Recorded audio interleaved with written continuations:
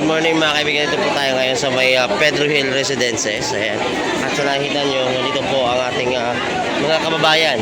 Dahil mamaya parte na po ang ating mahal na Yorme Isko. At magsimula na po itong event dito sa may Pedro Hill Residences.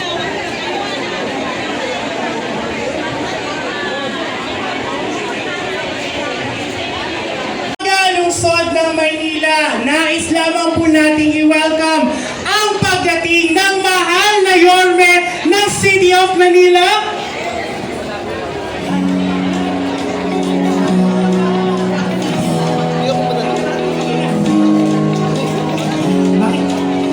Sandali lang po, parating na po ang mahal na Yorme ng City of Manila.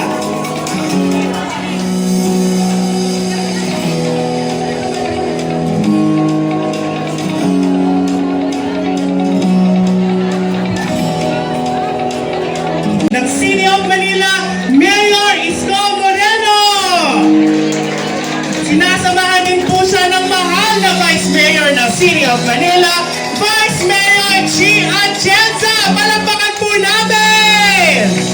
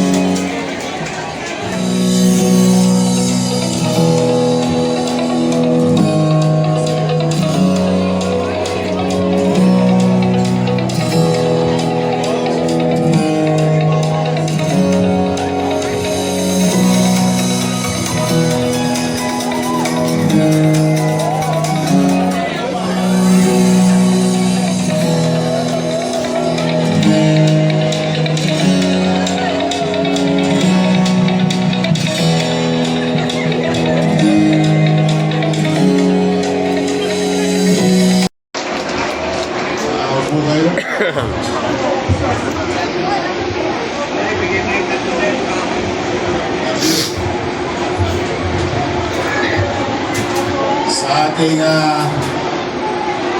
mga mahalagang bisita at partner natin sa healthcare, ang ating DOH partner, DOH Regional Director Lester Tan, at 10 na kanyang mga kasama sa DOH, ang ating partner sa PhilHealth, Vice President Walter, Vice President Bernadette, May Rebenito, ang ating branch manager sa PRO NCR PhilHealth, at sa ating mga direktor ng ospital at health center, mga health workers, mga kusihal Pabi Espiritu, Che Bermeo, JB Hison, at ang ating majority floor leader, Mon Yupanco, at ang maganda nating kapitbahay yung Vice Mayor G. Atienza.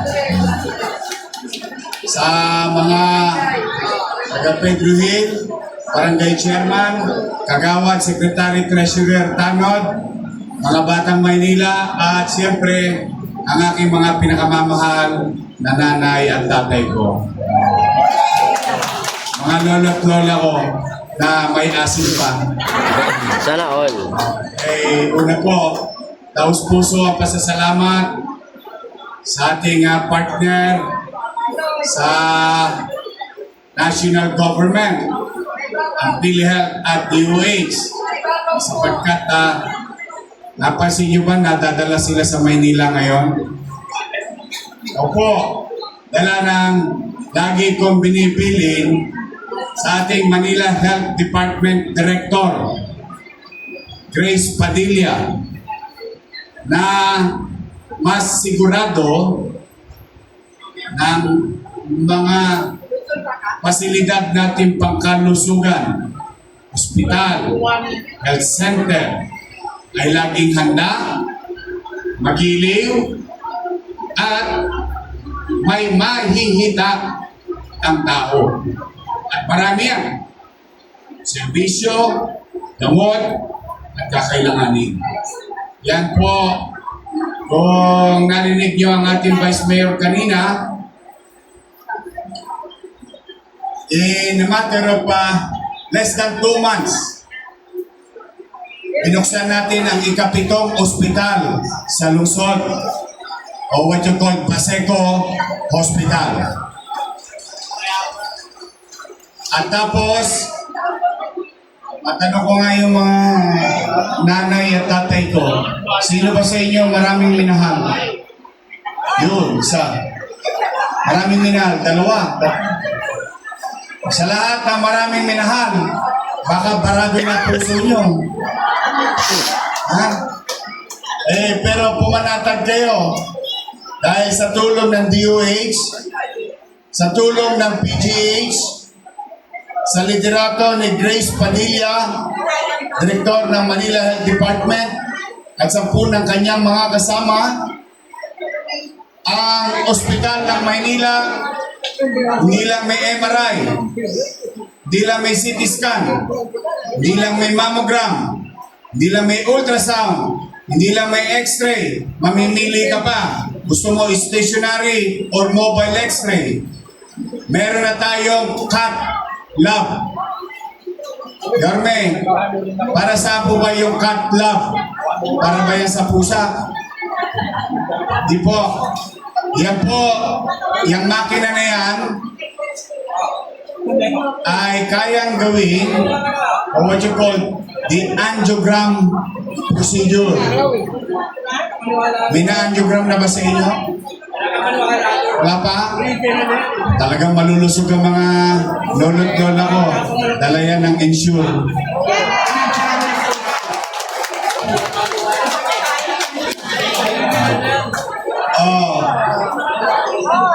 Yung wala pa, antabayanan niyo yung third batch.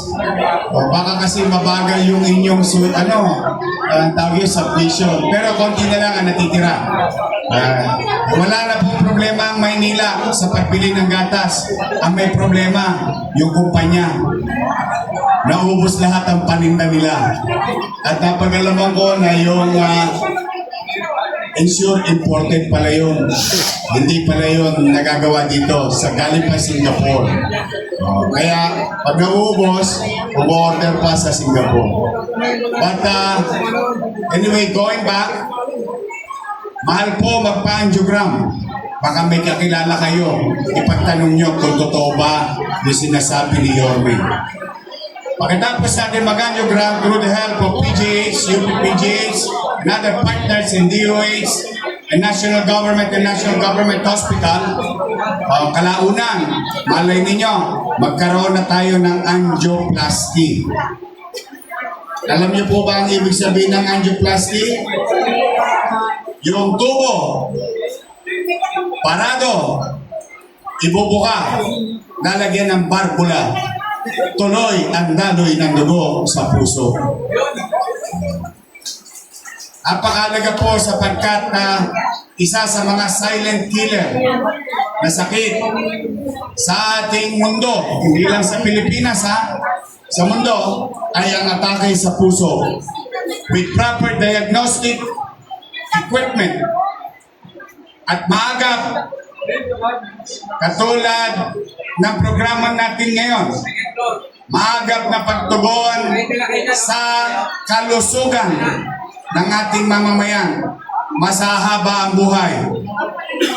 Mas mahaba ang buhay para sa mga single, may chance pa. Naon. Sino ba sa inyo ang single na ulit? Marami naghahanap. Ang gusto ko, lagi kayo malusog. Ang gusto ko, lagi kayo masaya. Kasi mahirap na nga yung buhay, ayaw ko ang gobyerno maging bahagi pa ng konsumisyon ninyo.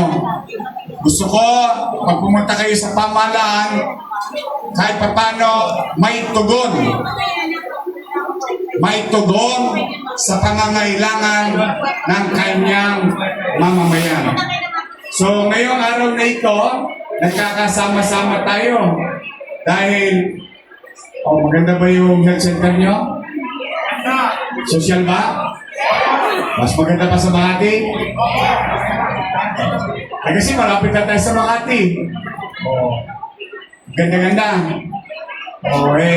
Masaya ako. Pag masaya kayo, basta kami, pagbubutihan pa namin ng inyong mga doktor, ng inyong mga nurse, BHW, and so on and so forth. Sino sa inyo ang bungal? Yung bungal ba? Gusto niyo kumain ng ayos? Magpa-dentista na kayo sa amin. Walang tosgas. Libre angiogram. Libre MRI, CT scan, ultrasound, mammogram. Wala akong yadba sa public healthcare sa lungsod ng Maynila. Sa ating mga nakaluluwag ng kaunti, meron naman tayong mga kababayang nakaluluwag ng kaunti, huwag nyo nang gastusin ang pera ninyong naipon o naitabi sa pribadong ospital. In fact, meron nagsabi sa akin, ang pangalan niya, Letlet Sarkan. Siya po, na-angiogram, na-angioplasty. Ang sabi niya, sa pribado siya, hindi ko nababanggitin yung ang bayad niya 1 million pesos. Alam naman natin, mahal ang angioplasty. Pero nung nakita niya yung cut lab natin, hindi raw ganon yung makinang ginamit sa kanya. Mas maganda raw yung sa atin.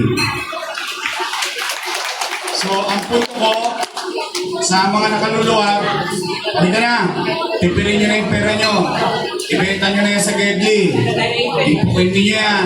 Gamitin nyo sa ibang bagay. Yung mga serbisyo, nakakailangan ninyo, magtungo kayo sa pampublikong pasilidad, pangkalusugan ng ating lungsod ng Maynila. So now, here we are today with the national government, GOCC, PhilHealth. Alam niyo po, ang PhilHealth ngayon, parang bahagi na ng City Hall ng Maynila. Opo, talagang nakikisuyo ako sa kanila. Nakikiusap ako na maging masinsin, mainam ang pagtatala ng ating mga kababayan under UHC or Universal Healthcare Law. Yan, gusto ko mangyari sa Maynila na ang bawat Manileño, matanda, bata, may ngipin o wala, kaya man, middle class, mahirap. Gusto ko maging bahagi kayo ng PhilHealth nang hindi sa panahon ng aberya. Kahit sa normal na panahon, kayo maisapi na nang hindi kayo masyadong natataranta, nag-aalala pagdating ng araw. Napakalaking bagay ng presensya ng PhilHealth sa buhay natin ngayong araw na ito dito sa Maynila. With PhilHealth, I think, yung mga local government, mas lalong magiginhawaan sa pag-deliver ng services or healthcare services sa kanyang mamamayan. Sa totoo po, nagulat ako a few weeks ago, meeting with PhilHealth. Nagulat ako na halos yung ibang serbisyo ng PhilHealth, kung hindi doble, naging triple ang halagang sinusuong, inaatang ng PhilHealth sa isang taong may sakit sa Pilipinas. Ang sabi ko sa kanila, Bakit hindi alam ng utaw? Bakit hindi alam ng tao? Sabi ko, nakakaawa naman ng presidente. Bakit? Gumawa siya ng programa para palakihin ang benepisyo. Doblehin, I guarantee you. Doble ang minimum. Minsan may mga serbisyo pa ng triple. At yung mga dating hindi kasali sa listahan ng PhilHealth na kanilang inaatang, ngayon, malawak na. Kaya kaya-kaya na kayong yakapin lahat ng PhilHealth. Sabi ko, we owe it to the President. Hindi ko yung party mates, ha? Kaya hindi ko kailangan magsip-sip. Hindi ko yung kapartido. Pero I always give where credit is due. Mabuti ang pagpapatakbo ng PhilHealth noong panahon ni Duterte. Mas minabuti ang pagpapatakbo ng PhilHealth sa pamumuno ni Marcos. We always give credit to them.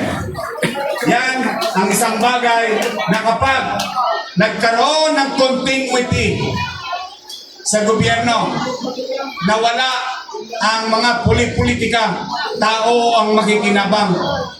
Primoy, sinimulan, ginawang episyente. Sumunod na administrasyon, dinoble, triple, pinalawak, o sino makikinabang. Kaya, bilang mamamayan, hindi po bilang mayor, tayo na naririto, pwede ba in our own little way? Although it is our job to do our best. But siguro, hindi naman masama na kantaan natin ang Pangulo ng Bansa ng Happy Birthday. Mahirap ba yun? Yung kapitbahay mo man chismosa, binabati mo ng birthday. Oh, di ba? Pwede ba? Sabay-sabay. 1, 2, 3. Happy birthday to you. Patay na.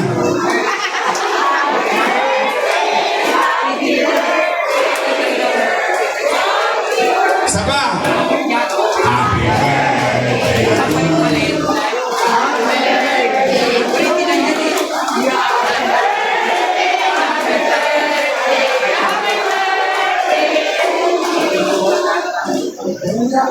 Ama, di pala ako nag-iisa. Happy birthday niya lang, sintonado pa. So, our President, thank you very much. And I really appreciate it nung nakita ko yung kwentada ng mga servisyo. With all honesty. And I was amazed that this thing can be done.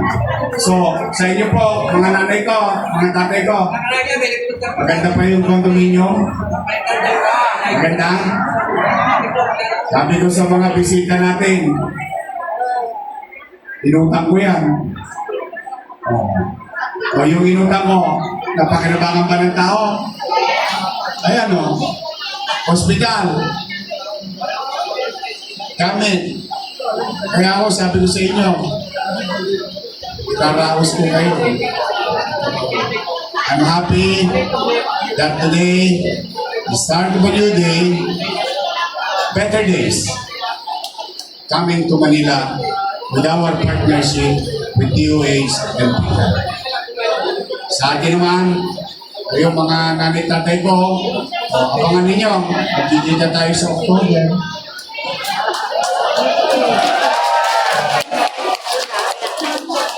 Alam na this. Basta ako, pag masaya yung mga lolo't-lola ko, mga nanay-tatay ko, tanggal na pagod ko. Sa totoo lang, ayun lang yung kaligayahan ko ngayon, pag nangingiti kayo. Kasi gusto ko naman, iba sa inyo, konti na lang ang birthday. At gusto ko, sa inaba-haba ng buhay ninyo sa ating komunidad, na inyong maramdaman na may gobyerno na nagmamalasakit sa inyo at nagmamahal sa inyo. So muli, maraming salamat sa PhilHealth at alay namin ng Manila Health Department ang pasilidad ito sa ating mga nanay tatay, mga lolo't lola, mga batang Maynila. Manatag kayo. Manatag kayo. Kahit gipit tayo, kahit gipit na gipit tayo, hindi ako titigil. Okay, mag-alala. Sanay ako ng wala. Alam niyo naman siguro, no? Galing ako sa wala. Nakaraos ako. O iraraos ko din kayo, mga batang Maynila. Magandang araw. Pagpalain nawa kayo ng buong may kapal. I love you. Manila! God first. Thank you.